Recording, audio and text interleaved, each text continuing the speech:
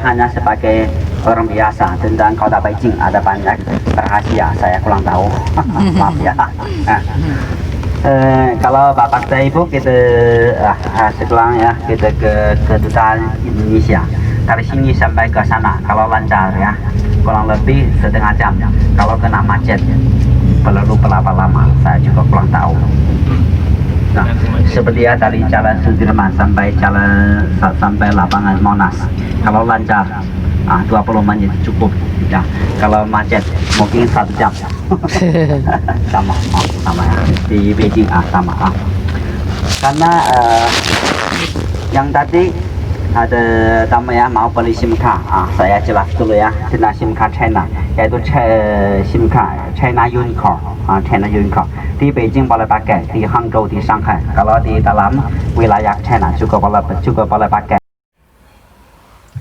Nah, pada hari Kamis 12 November waktu China, kita punya jadwal dari jam 8 sampai jam 12, kemudian sesi keduanya jam 14 sampai jam 17 waktu China. Nah, kita masuk ke ruang 2102 di Jinhua University. Di situ kita belajar bersama Mr. Wu Xiaojun. Beliau adalah Jinsi Primary Expert Teacher. Kemudian sesi keduanya dengan Mr. Wu Shiwu yang Profesor Jinhua Politeknik tersebut ya. Dengan topik yang kita bicarakan waktu itu adalah Educational Diary and Teacher Wisdom, itu bersama Mr. Wu Xiaojun. Kemudian kita juga membicarakan tentang Teacher Basic Knowledge and Ability Evaluation. Di situ kita berdiskusi, lalu ada pemaparan juga oleh narasumbernya.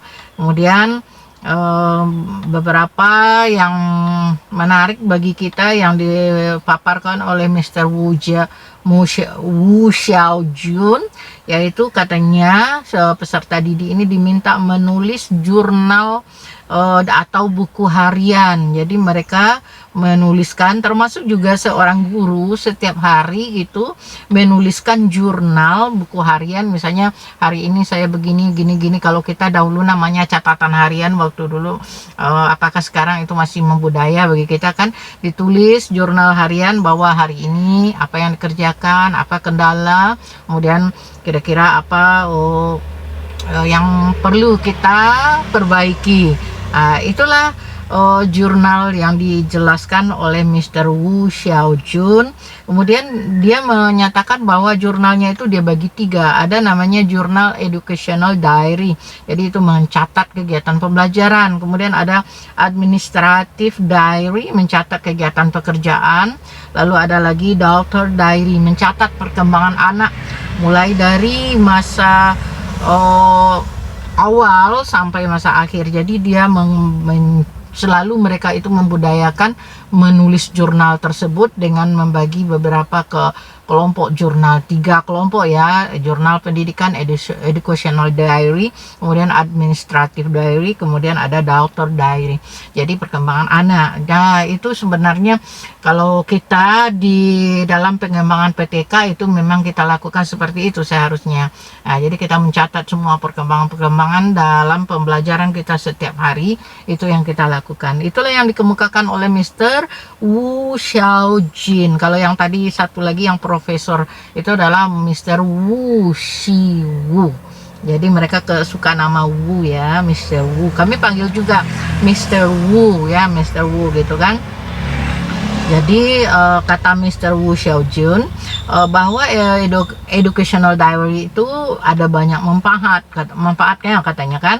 Yang pertama bisa kita merekam sejarah atau tindakan atau visi misi, kemudian bisa memfokuskan apa tujuan-tujuan yang akan dicapai di dalam pendidikan. Sudah itu bentuk refleksi diri juga.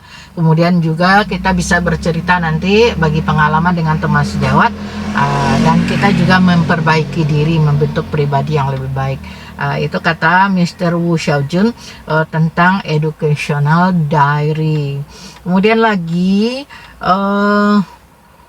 bentuk buku hariannya itu atau diary-nya itu katanya bisa berupa memo, deskriptif, explanation atau berbagai komen atau catatan atau follow up atau diskusi atau narasi gitu ya. Jadi membuat jurnal harian itu yang dipaparkan oleh Mr. Wu Xiaojin. Kemudian mengenai sistem pendidikan di Cina, educational system in China. Jadi di sini sistem rekrut guru di China itu mereka diuji kompetensinya seperti kita ya, sertifikasi gitu ya. Pemerintah pusatnya itu melakukan sertifikasi, kemudian juga ada sertifikasi dari pemerintah daerah dan juga ada sertifikasi oleh sekolah yang dituju. Jadi kalau kita mau masuk jadi guru gitu kan, jadi sertifikasinya dari pemerintah daerah, kemudian jadi sekolah. Mungkin kalau di tempat kita juga ada seperti itu ya.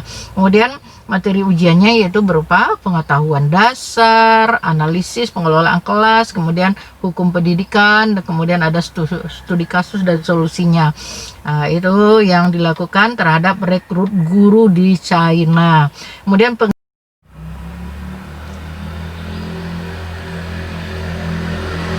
jadi diskusi tentang sistem pendidikan di China dengan Mr. Wu Xiwu.